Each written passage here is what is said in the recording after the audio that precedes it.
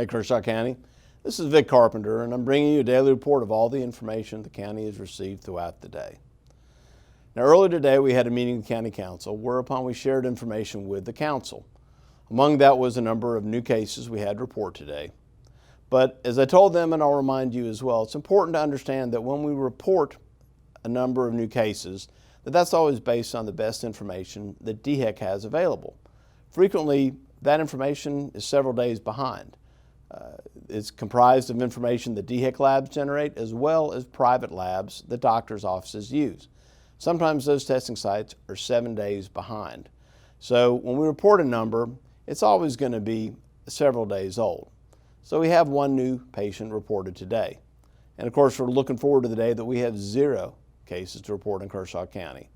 But the reality is that where we are right now, we know that there are more than 64 in Kershaw County.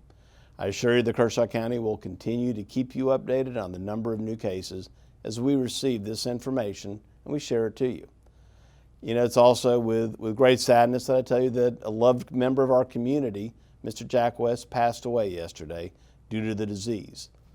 To his family, Kershaw County sends our love. We're deeply sorry for your loss. Due to the closing of schools until the end of April, as I'm sure you're aware of, and out of great concern for the welfare and health of our community, Kershaw County Parks and Recreation has decided to cancel spring sports. Now that's going to include softball, baseball, and the PALS leagues. They've also postponed all classes, activities, and rentals until the end of April. Please know that we are working diligently to issue your refunds, and we thank you for your patience. If you have any questions about these cancellations, please call the Parks and Recreation phone number that's listed below. We're also looking out for the business community in Kershaw County. During that meeting of the County Council earlier today, they created an ad hoc committee. And the purpose of this committee is to evaluate the circumstances of our local businesses. This committee is tasked to work swiftly and quickly, and it'll have representation from the County Council, our Chamber of Commerce, the towns of Bethune, Elgin, and the city of Camden. For details on this committee and what their mission is, you can visit the news section of our coronavirus webpage. Now, as we started doing, I got some good stories for you as well. So I'm going to share with you 3 new stories today.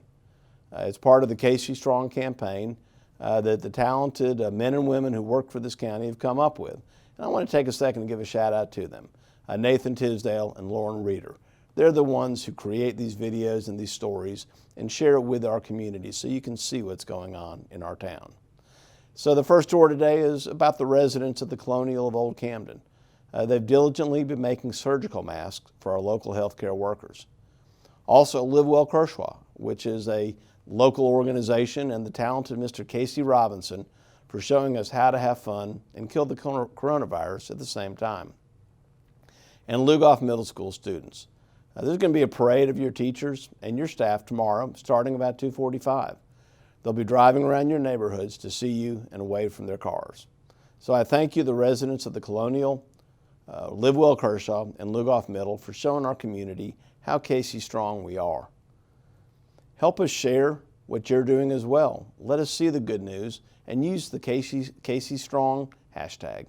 When you do, Kershaw County will share it on our social media pages, and you might even see it on these daily reports. And as always, you can find real-time community information on our county's dedicated coronavirus webpage, hotline, and social media.